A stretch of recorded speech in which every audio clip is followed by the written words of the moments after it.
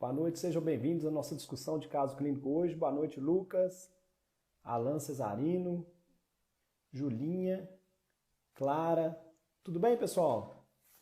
André Leite, Léo Mendes. Boa noite, Fábio, doutor Fábio. Boa noite, Luiz. Tudo bem com vocês, pessoal? Vocês estão me ouvindo? Tá ouvindo direitinho? Eduarda, Gabriel, João, Miriam. A imagem está tudo tranquilo. Legal, pessoal.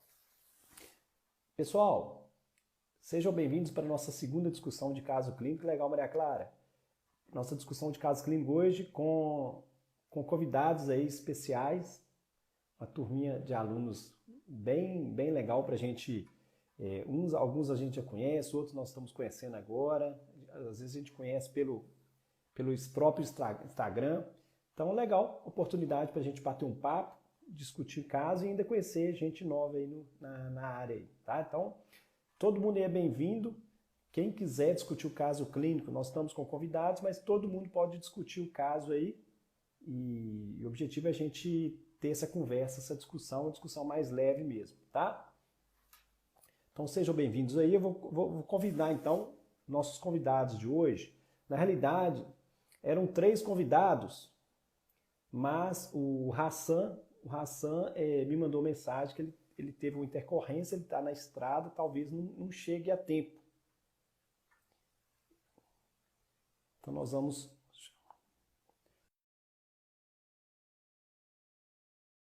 Então, conversar com a Eva e o Luiz Alexandre. Deixa eu chamar o Luiz aqui. Boa noite, Eva. Boa noite, Prof. Tudo bem? Quanto tempo? Tudo Muito bem. tempo, né? Nossa, Vou convidar o Luiz aqui. E aí, animada? Nervosa. Tá certo. Deixa eu só aumentar. Acho que o Luiz está entrando na área aí. Prof, eu tive que colocar o fone igual você, porque meu vizinho tá ouvindo uma música muito alta e iria atrapalhar. Legal. Beleza, tá tudo tranquilo. Seja bem-vindo, Luiz. É Luiz Alexandre, né? Isso, doutor. Isso, boa noite. Boa noite, beleza. Boa noite. Seja bem-vindo aí para a nossa discussão de hoje, a discussão bem animada. O Hassan, ele mandou mensagem que ele teve uma intercorrência hoje, aí acho que ele precisa pegar a estrada, talvez não esteja na estrada, talvez não consiga chegar a tempo, tá? Então aí nós vamos discutindo aí. Beleza? E aí, animados, pessoal? Nervosos. Não, aqui é mais tranquilo, é só para a gente bater papo mesmo, tá? Todo mundo que quiser, quem quiser participar aí pode ficar à vontade, tá? Então é mais para a gente... acho que conversando fica mais tranquilo, fica mais dinâmico. Eu fiz semana passada sozinho, eu senti falta dessa conversa, sabe? Porque às vezes eu falo, o pessoal responde, demora um pouquinho para chegar a mensagem para a gente quando é sozinho. Mas vamos lá então. Preparados? Sim. E a turma aí? Tá todo mundo preparado? A turma aí que tá assistindo a gente? Todo mundo animado? Quem está animado para discutir, faz assim, ó. Manda o joinha. Quem está animado? Faz um joinha aí. Fazer o joinha, manda o joinha. Então, tá. Então, a anamnese, a gente já mandou a anamnese aí nos stories. Legal.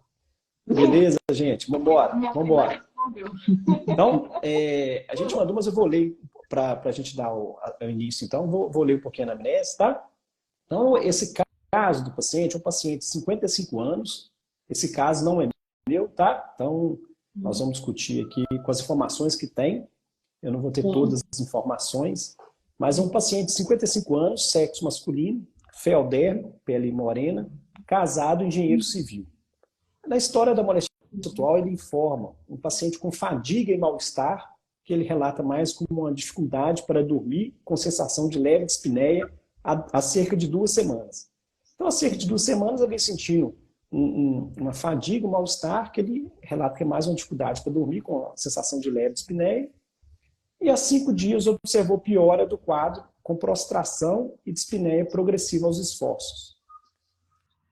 Refere um pico febril de 38 graus e meio no início do quadro, nega dor, nega síncope, palpitação, nega edema de membros superiores ou outras queixas. De antecedentes pessoais, é um paciente portador de hipertensão arterial há 10 anos e faz uso de atenolol 25 miligramas uma vez ao dia. Ex-etilista, fumava um maço de cigarro por dia durante 5 anos, sem fumar há 25 anos, etilista social há 30 anos, nega alergia, cirurgias e transfusões prévias, nega uso de drogas ilícitas. Tem epidemiologia negativa para doença de Chagas e histossomose, é sedentário e alimentação sem restrições.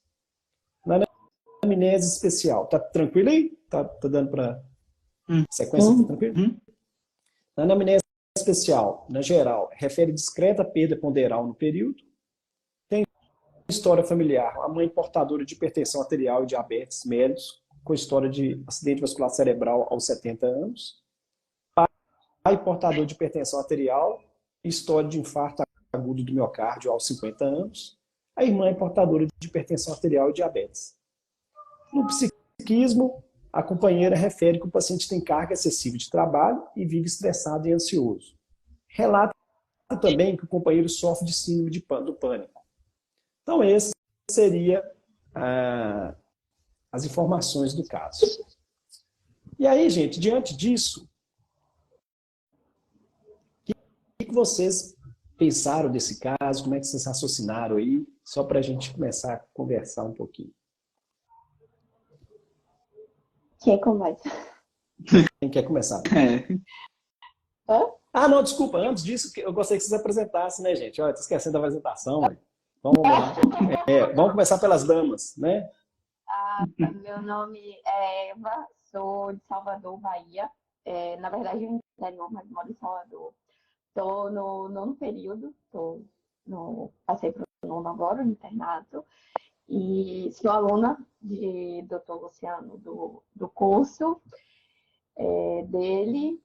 E mais uma vez, aqui na live, morrendo de vergonha.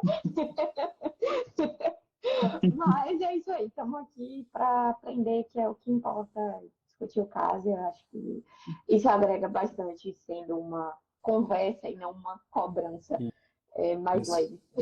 Isso. Você já está vacinada, né, Eva? Porque a Eva, Alexandre, ela participou. A gente conheceu do mesmo jeito no Instagram, né, através de mensagem, aí eu convidei a Eva. Ano passado a gente fez umas lives com discussão de casos clínicos também. A Eva, mesma coisa, eu convidei, ela interessou, né, e fez a primeira discussão de casos clínicos, foi bem interessante, né? Foi. Acho que ela já está vacinada, já perdeu, agora já está à vontade, né? Eu tô em casa. E aí depois entrou para o curso, né, de raciocínio clínico. E Luiz? Eu sou Luiz Alexandre, sou acadêmico também do nono período interno de medicina da UEA, da Universidade do Estado do Amazonas.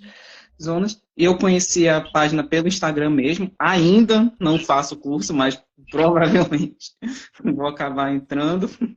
Mas, assim, eu acho bem interessante essas discussões assim para trabalhar a abordagem sindrômica, o raciocínio diagnóstico, de uma forma assim até mais descontraída mesmo. Legal. E Luiz já deu grandes contribuições para a página, já mandou casos, né, inclusive com a ajuda do professor de reumatologia, né? Isso. Do caso que teve. Não, ele mandou imagens, né? Achados. Foi do gato de gota. O caso de gota foi acho que do paciente com negócio de alcoolismo, né? Isso. E até um convite, tá, gente? Quem tiver algum achado semiológico interessante, quiser mandar, só mandar pra gente pelo direct, tá? Que a gente se for um caso que, né, der para passar, porque às vezes o Instagram, às vezes, né, tem algumas imagens mais pesadas do negócio, mas a maioria deixa e a gente dá os créditos, tá? Para quem quiser colocar, né? Mas vamos lá. Então, gente, sejam bem-vindos aí. Obrigado aí pela participação de vocês, tá? Nós vamos brilhantar a nossa discussão hoje aí. E aí, o que vocês acharam aí, de acordo com essa história desse paciente? O que passou pela cabeça de vocês? Quem quer começar? Pode ser a Eva, as damas primeiro, né, Luiz? Não, mas porque já é minha segunda, é a dele primeiro, então. Né? É, Ô Eva, tenta ver sem o áudio. O seu som está um pouquinho baixo. Tenta ver sem o microfone se vai sair mais alto, só para a gente ver. Deixa eu ver. Tá dando para ouvir agora? Tá melhor, tá melhor. Ah, tá. Tá bom, então. É que estava um pouquinho baixo, estava abafado. Ah, desculpa. Eu pensei que ia ajudar. Vamos lá. Eu, pelo histórico dele, eu tentei fazer igual no curso, mas pelo histórico dele, pela idade, pelos antecedentes familiares que ele teve, eu acredito que seja uma... Na verdade, eu tenho duas hipóteses. A cardiopatia hipertensiva, mais a ansiedade, porque ele tem crise de pânico, então ele pode estar com esse excesso de trabalho, excesso de preocupação dele. E outra coisa que eu pensei também, pela questão do fumo dele, eu pensei no câncer de pulmão, apesar do tempo que ele já tenha deixado, mas é um indício também.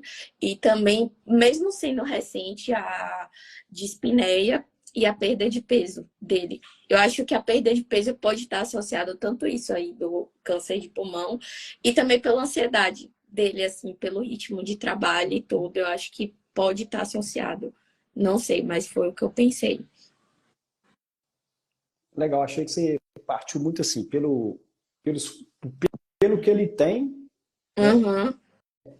Que a gente chama de fator contextual, você já foi traçando, achei legal esse raciocínio seu, legal. E Luiz, você que você... Eu não tô querendo te induzir, Luiz, mas assim, já te induzindo assim, fica a mensagem. Eu pensei assim, essa suposta dispneia à noite, a gente fica na dúvida se é uma dispneia paroxística noturna ou não, considerando o histórico familiar, que ele tem uma carga familiar cardiovascular bem alta, é hipertenso, está usando só uma medicação, que até pela nova diretriz não seria melhor, né? Seria melhor um IE, um BRA, tudo. A gente pode pensar, talvez, uma cardiopatia mesmo, pensando no histórico dele de ser ex-tabagista, também pensaria talvez no câncer de pulmão, mas eu sendo da região que eu sou, que é o Amazonas, que é número 1 em casos de tuberculose, não posso deixar de pensar em tuberculose. Perda de peso, teve um pico febril. Tuberculose sempre é diagnóstico diferencial, então não custaria nada fazer dar um olhar a mais para tuberculose nesse paciente também. Legal. E pensando assim, eu vi que vocês falaram, então vocês ficaram mais fala um pouquinho desse quadro dele. Então vamos concentrar um pouquinho agora na história da moléstia atual dele. Esse caso dele é um quadro que ele tem 2 semanas, né, que ele começou com esse quadro. É um quadro recente, antigo, o que vocês acham?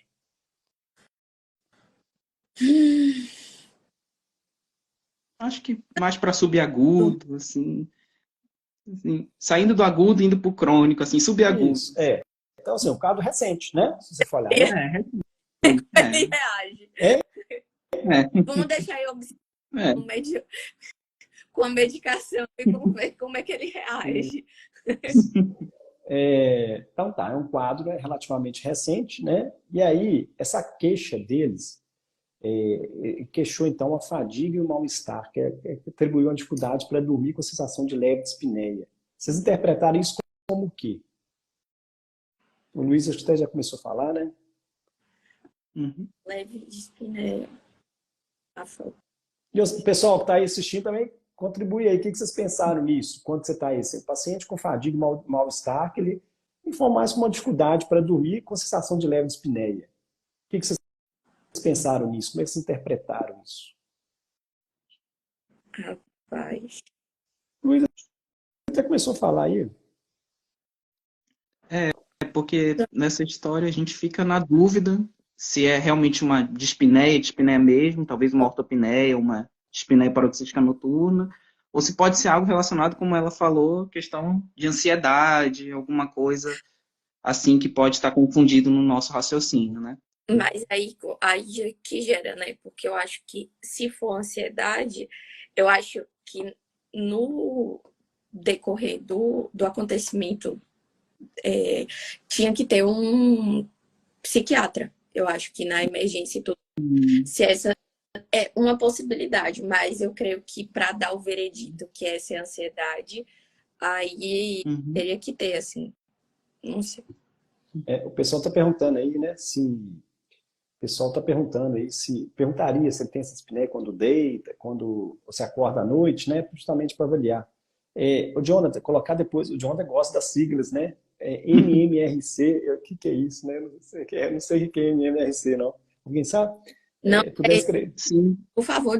É o Medical Research Council, é aquela escala para dispneia, que acho que é de 0 a 4. Tá. É que é o nome da sigla, né? Entendi. Porque a gente usa muito da classificação de Nova York também. Mas então, esse paciente, porque tem gente que gosta muito de sigla, né? E a gente acaba. Mas, então, essa paciente, eu interpretei isso como ou a gente teria que conversar melhor com esse paciente, né? Nós estamos vendo uma descrição, mas eu interpretei mais como uma dispneia paroxística noturna ou uma ortopneia mesmo. Né? Por coincidência, não foi de propósito.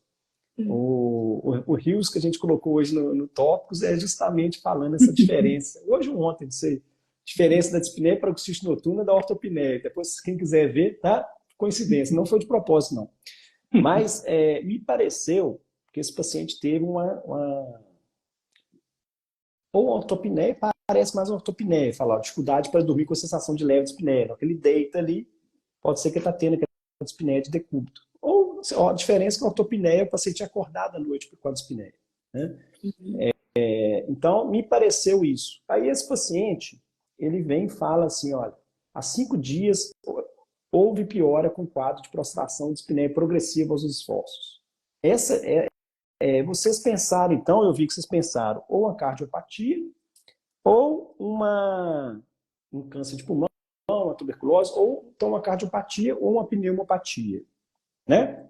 Sim, Essa progressão rápida da dispneia, é lógico, se o paciente tiver uma asma, né, aí pode dar um broncoespasmo agudo.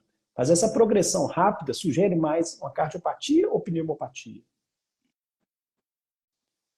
os dois. Brincadeira. Então, o paciente assim, está falando o seguinte, ó, eu tô deitando, parece que eu tenho um cansaço quando eu deito, uma falta de ar, uma leve falta de ar, um mal-estar, e aí, isso há 2 semanas, há 5 dias, piorou. Eu comecei já a ter uma dispneia aos esforços, progressiva. Carlos colocou aí cardio. Você sabe me dizer? Tem 50% de chance de acertar. Hein? Eu acho que eu vou ficar na minha da cardiopatia por causa do histórico. A questão genética, familiar e o histórico dele. Então, eu acho O Emanuel colocou pneumo. Tá meio a meio. Então vamos lá, então. Só para a gente... Então, esse é um paciente que tem há 2 semanas e de repente começou. Ele pode ter o pânico da vida? Pode, gente. Mas assim, a gente afasta o orgânico para depois pensar no emocional, no psiquiatra, né? Então, você avaliar o paciente como um todo. Mas a primeira coisa é afastar o orgânico. Então, o paciente que chega, que está com a dispneia, paroxística noturna ou ortopneia, você está pensando, tanto pneumopatia quanto cardiopatia pode levar a ortopneia, mas é mais comum na ciência cardíaca. Tá? E aí esse paciente, então assim, um quadro 2 semanas só, e uma franca evolução, em 2 semanas e há 5 dias já começa com a dispneia rapidamente progressiva. Tanto a pneumopatia quanto a cardiopatia, eles podem levar a uma dispneia progressiva, só que na cardiopatia essa progressão é mais rápida. Tá? que a gente vê, né? Mas diz assim, você teria que avaliar o paciente como um todo. Então, a impressão minha é que esse paciente tem uma cardiopatia aí, ela é aguda ou crônica, gente? Crônica. Eu acho que é crônica. Eu acho que é crônica.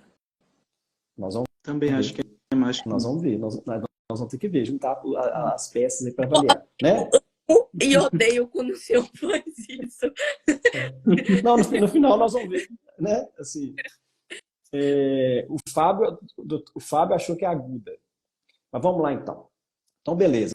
A gente acha então que ele pode ser que tenha uma cardiopatia. A hipótese sua seria isso, pela anamnese?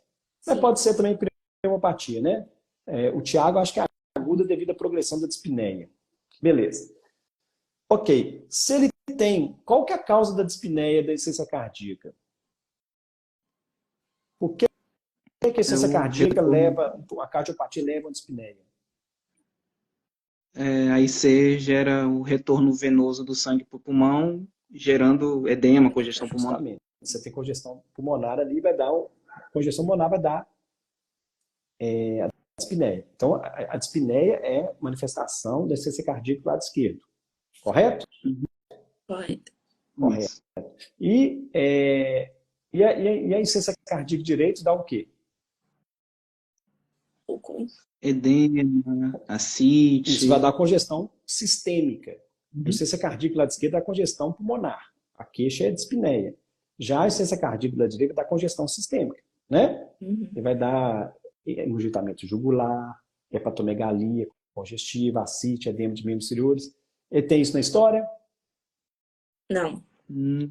Ele só... Ficou esquisito. Ficou esquisito, né? Será que tem, né? Então, a questão é essa. Nós vamos ter que ver o exame físico dele, correto? Correto. Então, tá. Então podemos passar para o exame físico? Sim. Então, as hipóteses suas são quais, então? As que a gente falou primeiro ou depois que você... Agora. Eu acho que eu continuo com as minhas. Eu acho que eu continuo. Tá. E aí, e essa febre dela? Um pico febril de 38 graus bem no início do quadro. O que vocês pensam sobre essa febre? Infecção, né? Seria...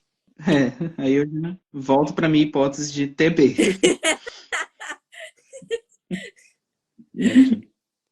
Entendi. Tá, mas vamos lá. Então vamos seguir aqui então. Então vamos para o exame físico. Então, exame físico. Você esperaria encontrar alguma coisa nesse paciente?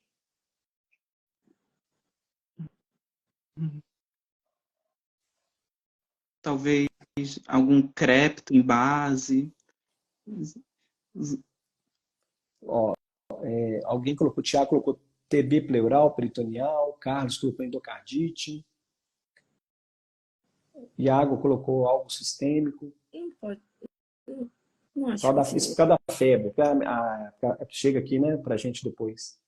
Então, assim, vocês pensam alguma coisa a nível de essa febre pode estar ou não associada com esse quadro?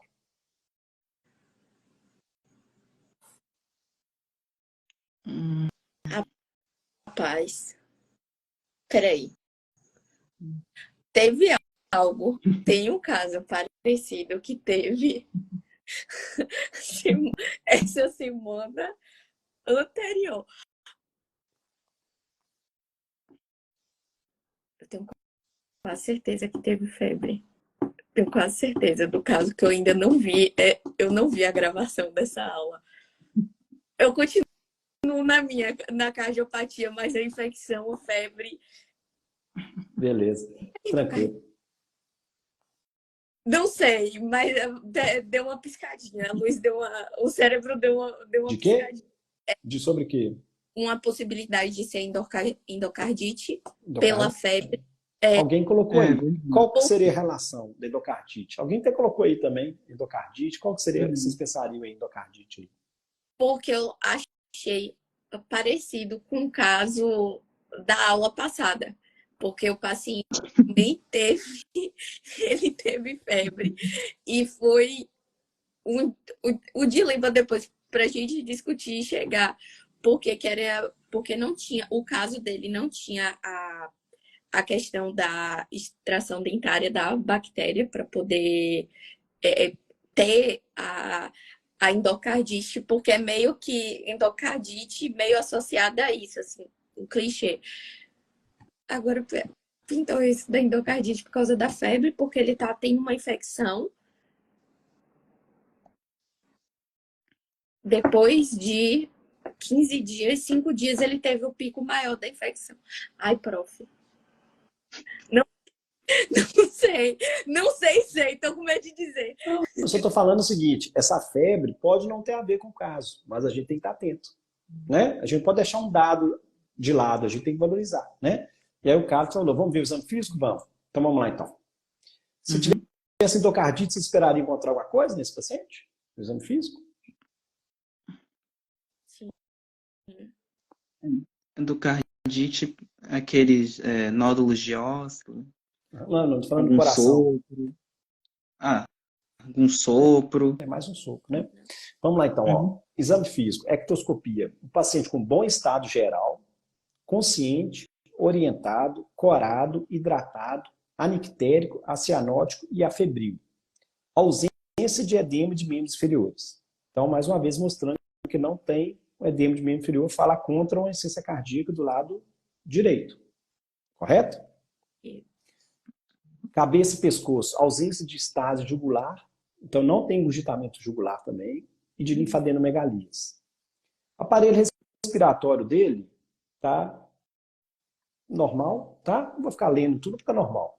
Aparelho respiratório normal. Som claro que não tá tudo normal, tá? Aparelho cardiovascular, pulsos simétricos, rítmicos e cheios, com amplitude grau 2, com a boa perfusão capilar, então tá normal. Tem um ictus não visível e palpável no quinto espaço intercostal esquerdo, na linha hemiclavicular, ocupando 2 polpas digitais. Está normal. Tá? Bulhas normorrítmicas e normofonéticas com sopro sistólico, grau 3 em 6, em área mitral, com irradiação para todos os focos, carótidas e dorso. Uma pressão arterial de 120/70, com a frequência cardíaca de 90 batimentos por minuto. O abdômen dele normal, tá? O abdômen normal. Então, esse seria o exame físico. E aí? Então, resumindo o exame físico, vocês não estão lendo, né? Então, resumindo o exame físico dele, de alterado, basicamente mesmo esse sopro, tá? Sopro sistólico, grau 3 em 6, em área mitral, com irradiação para todos os focos, carótides e dorso. A pressão tá normal, frequência cardíaca de 90. Carlos colocou valvulopatia mitral. Natália colocou Evita, minha futura médica linda.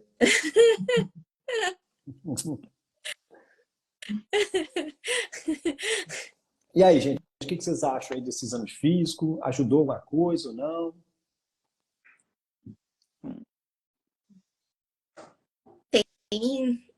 Teria mais exames, assim, um eco?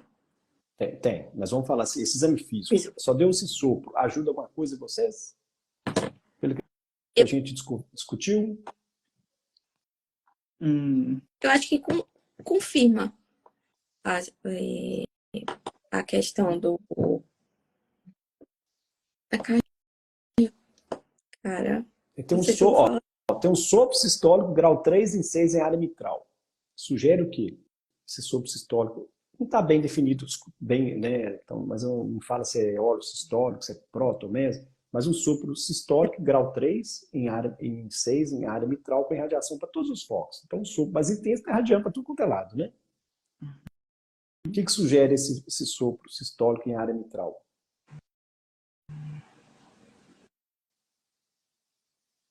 Se é um sopro sistólico, a gente vai pensar... Não pode ser. Em área mitral.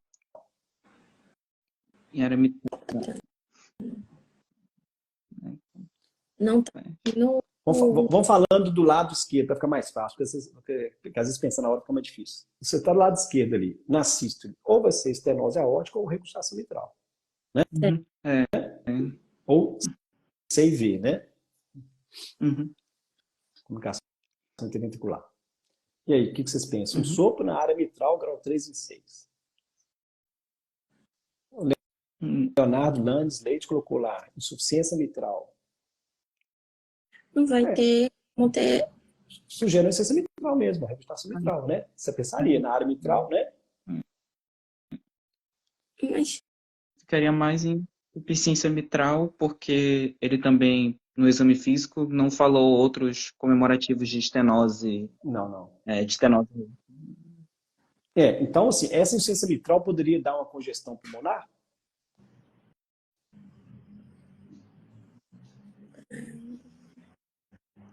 No que o ventrículo vai ejetar, o sangue volta para o ato esquerdo. sim, Hum.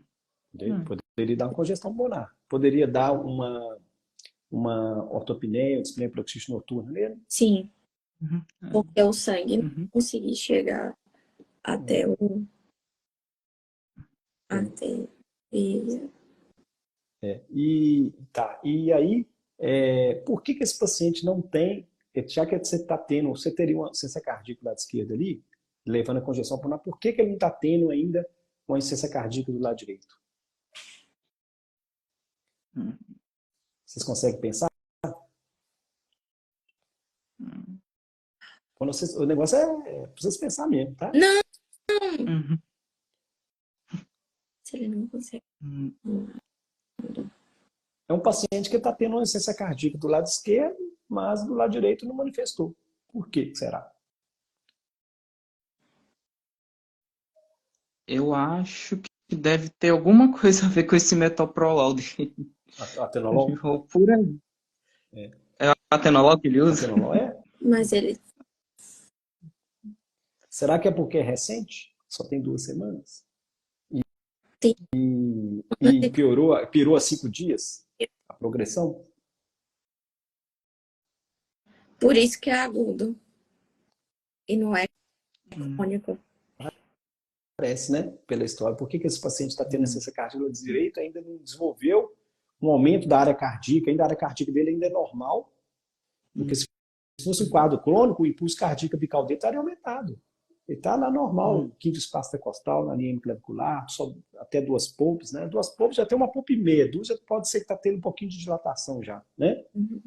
Mas então você vê que aparentemente parece que é um quadro de insuficiência cardíaca aguda, né? Recente e que descompensou, está dando uma congestão pulmonar, mas ainda não deu tempo dela, né? De Sobrecarregar o lado direito ali e começar a dar, né? ir para Aquela sobrecarga do lado direito ali e começar a dar uma insuficiência cardíaca do lado direito, entendeu? E aí onde que entra esse sopro, essa febre? a própria defesa. Não, eu acho que o sopro não, mas eu acho que a febre, eu acho que é a própria defesa do organismo mesmo, por ser de imediato, que assim, não imediato, assim, Febre sugere o quê? O Tiago colocou endocardite subaguda. Uhum. Febre sugere o quê? infecção. Infecção, inflamação e neoplasia. Né? No caso aí, né, pensaria mais na infecção, né? Parece uma boa hipótese. Então, um paciente com febre e sopro, isso que a gente discutiu outro dia. Paciente com febre e sopro, o pessoal Endocardite. não pode esquecer do endocardite, né? Gente, Ok? Vamos ver os exames então? Quais exames você pediria para esse paciente? Hemograma, todos. Principalmente para ver as enzimas cardíacas dele.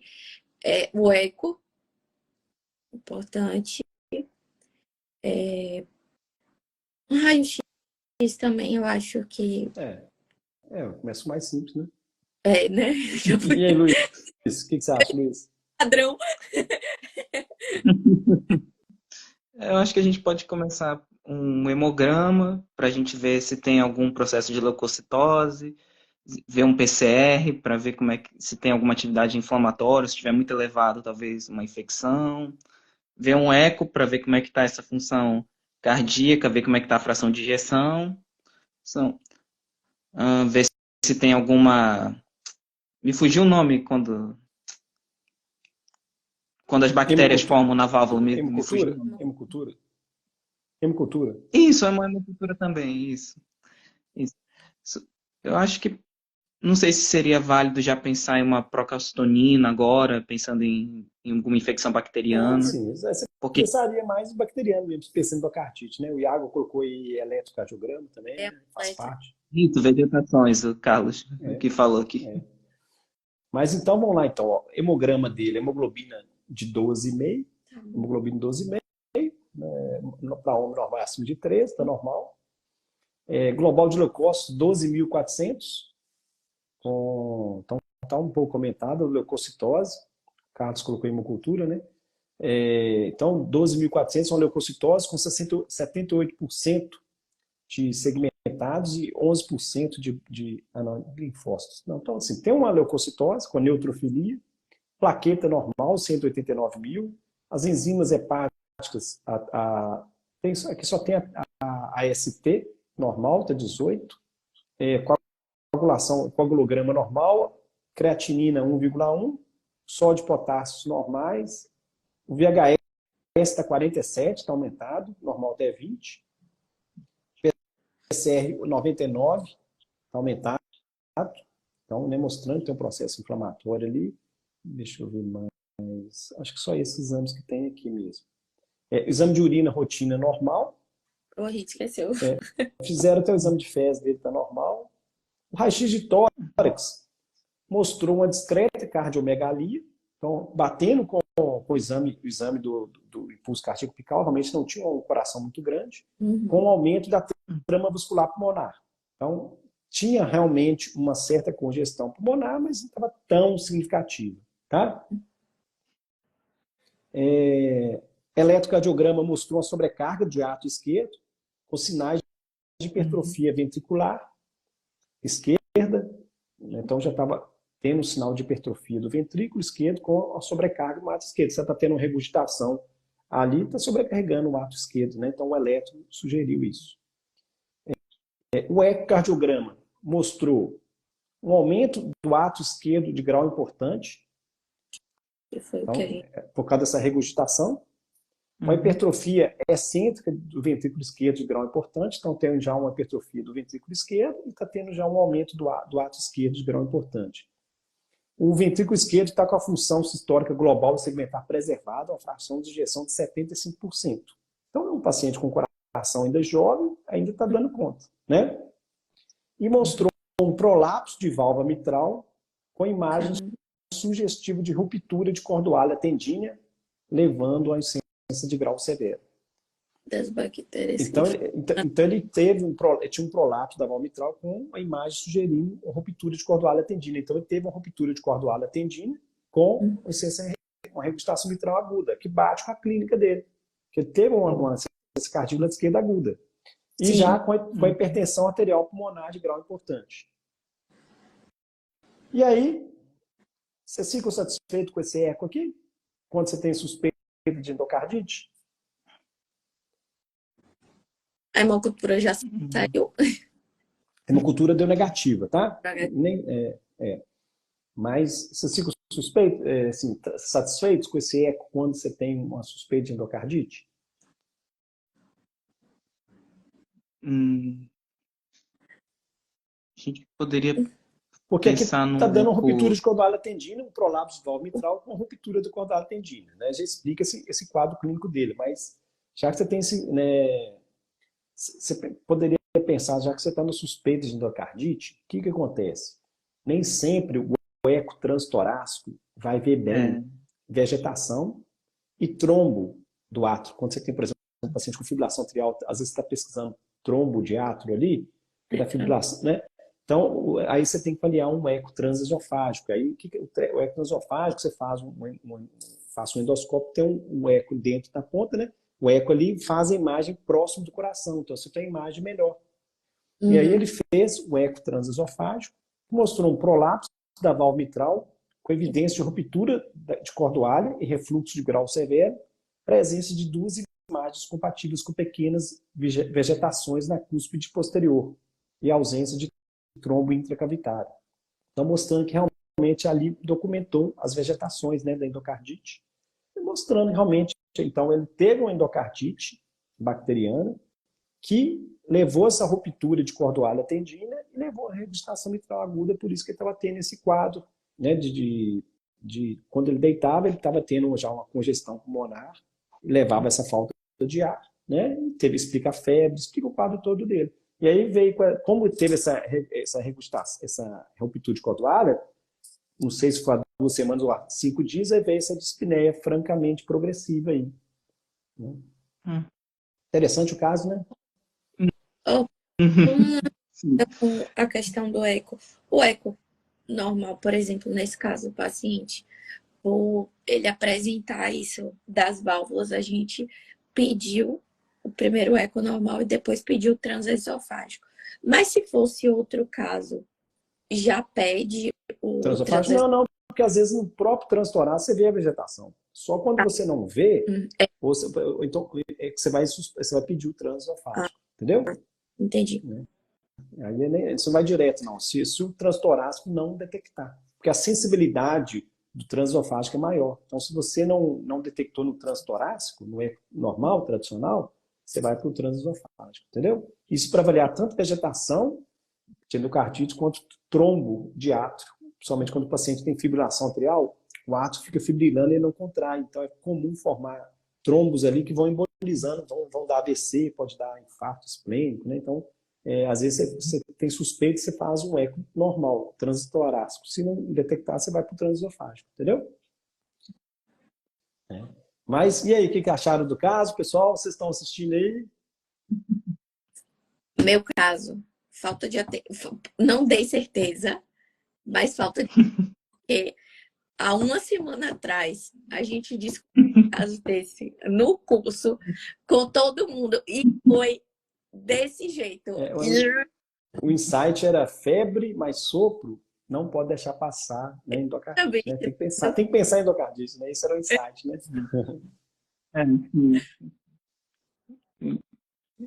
Mas aí, Luiz, aí, o que achou? Eu achei um caso assim bem interessante mesmo, assim, quando foi somando, no começo assim, quando eu li pela primeira vez, ainda ficou bem assim, uma história assim bem confusa. Eu queria um exame físico para dar uma ajudada. Aí quando veio o exame físico, foi somando as pecinhas, eu não, realmente parece uma endocardite mesmo, assim. Sim, porque é uma das causas de febre, não fecharia para ele, né, mas febre de origem determinada.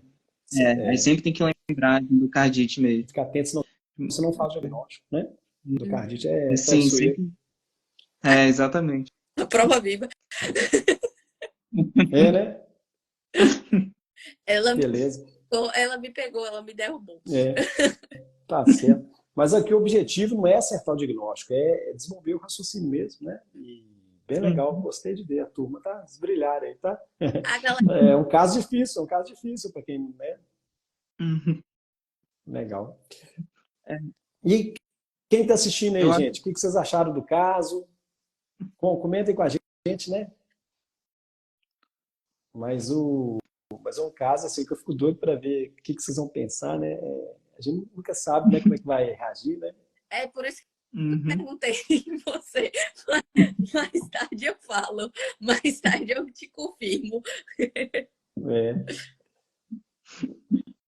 Legal. Mas aqui, brigadão pela participação de vocês, tá, gente? A Deise perguntando qual que é o diagnóstico. Fala para ela, gente. Foi endocardite. Isso, a gente passou de ladinho da porta do gol. O Thiago colocou o exame físico, ajudou muito a direcionar.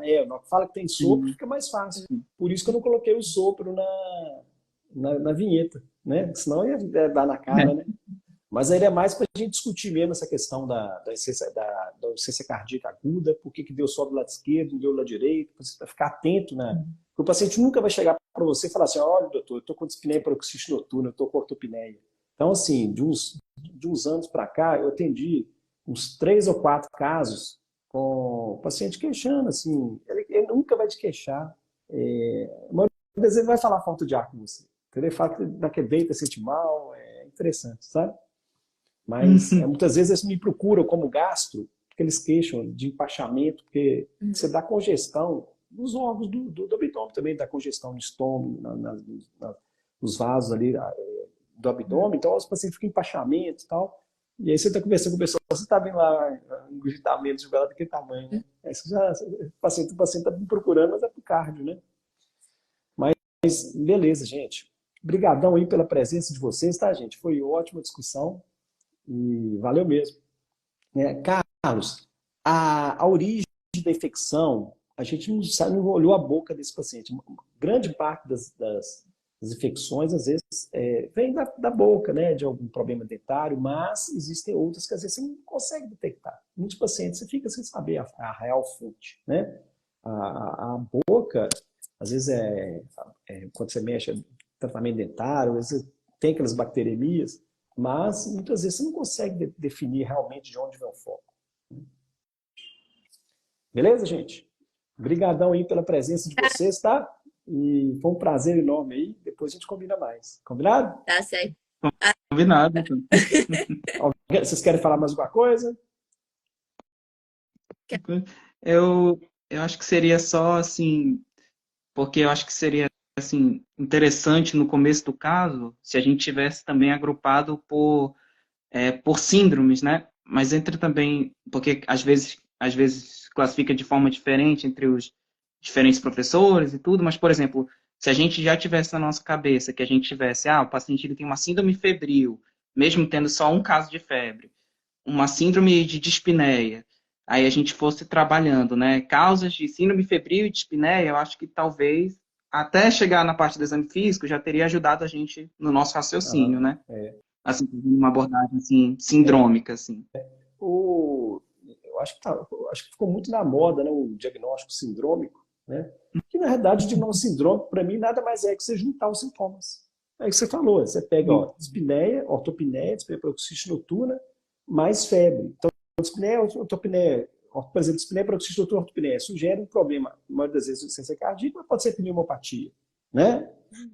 E junto com febre, aí você vai pensar em infecção, inflamação. Você cruza ali, você vai juntar na síndrome, né? Assim, então, para mim, a síndrome nada mais é que um conjunto de sinais e sintomas, né? Que você pega no seu paciente e junta, né? Sim. Mas é isso mesmo, tá?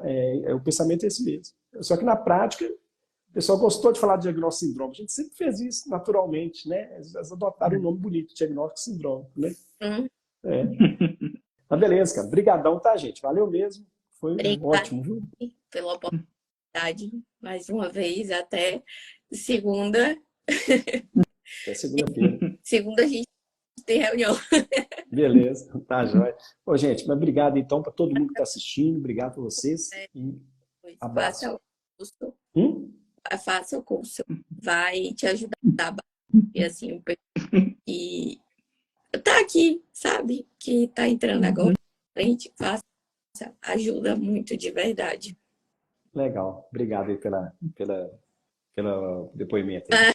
Obrigadão, tá, gente? Grande abraço para todo mundo, viu, gente? Tchau, tchau. Okay, obrigado, então. Tchau. Até. Tchau.